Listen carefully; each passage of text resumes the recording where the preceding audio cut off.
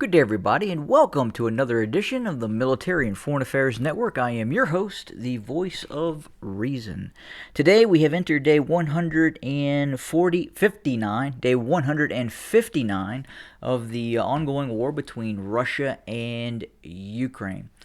And before I get into the meat and potatoes of this ongoing conflict, I'm going to also have a new video put out about the tensions, the very high level of tensions right now between China, the United States, and Taiwan.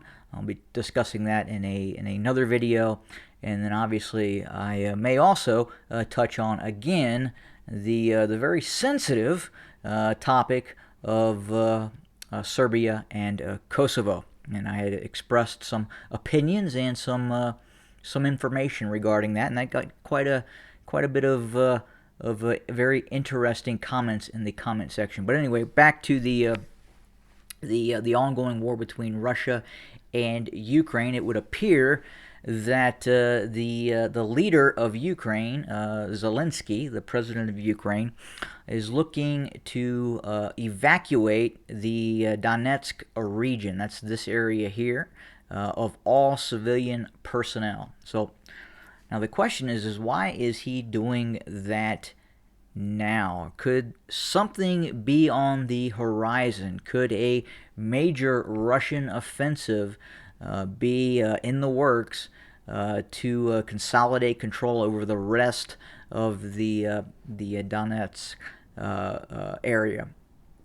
Difficult to say at this point, but we do know right now that the Ukrainian military, the Ukrainian state, is asking all civilian personnel to evacuate from these areas. And obviously, in the major urban areas such as Sloviansk, Kramatorsk, Bakhmut, and other areas as well, we are continuing to see the Russians press forward with the intent to seize control of those areas. We continue to see the massive use of Russian artillery against forwardly deployed Ukrainian units in this ongoing conflict. We're also detecting troop movements, Russian troop movements, towards the vicinity of both Kharkiv and towards the area near Zaporizhia as well.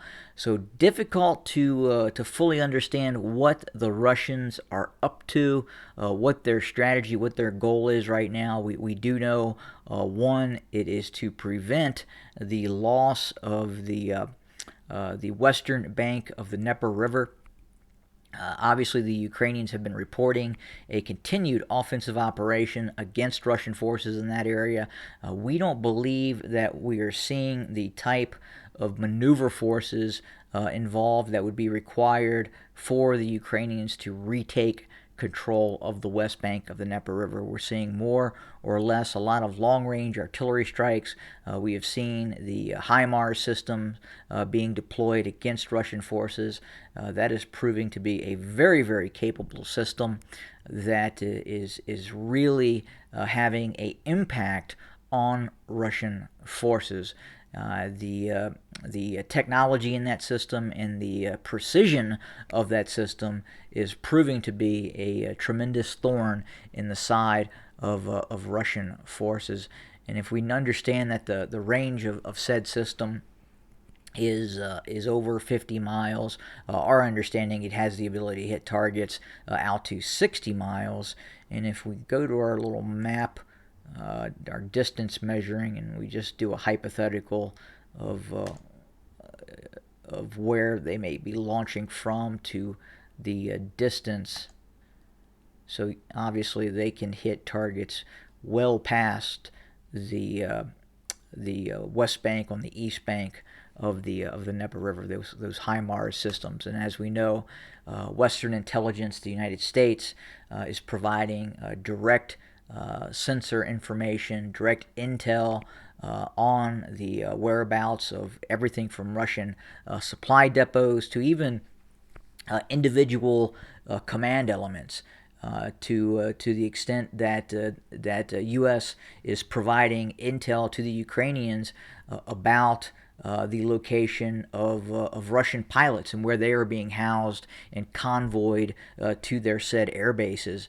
And some of those units have been attacked in the ongoing conflict. So, as I've said before in previous videos, the equipment that is being provided to Ukraine absolutely helps, but it is the intelligence that the United States is providing, the real-time targeting intelligence that is then slaved to those HIMARS systems, and then obviously those are causing the Russians some issue in this ongoing war.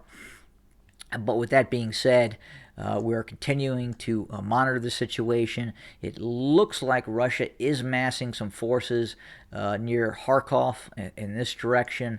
I've talked about before that the likelihood that Russia would end the conflict without seizing control of Kharkiv, in our opinion here at MFAN, seems to be rather remote. I do believe, and that is probably objective number 2, after the seizure of both Luhansk and the Donetsk region, and obviously connecting the land corridor to the Crimea, which has been essentially achieved. Now, after the Russians were to continue offensive operations, seizing control of the Donetsk region, then what comes next? And in all probability, it could be Kharkiv, the continued pressing on to seize control of Kharkiv. We do know the Russians are continuing offensive operations in this direction. Now, could that be a run along the Donetsk River Basin and then eventually crossing the Donetsk back over to get into the rear and encircle Kharkiv? Obviously, we at this point don't believe the Russians have the kind of forces situated in the area near Kharkiv to conduct said operation, but post Donetsk operation, we could see the redeployment of Russian forces in that direction as well.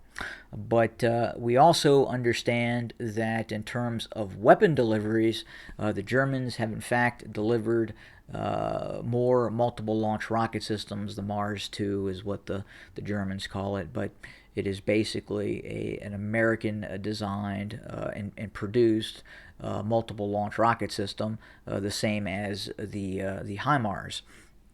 And again, I just talked about in terms of the effectiveness that we've seen reference those systems. Additionally, we know now that 1 battalion set of Polish upgraded T-72 main battle tanks are also now operational by the Ukrainians. The PT-91 is now operational in Ukraine. Now, has it been deployed against Russian forces?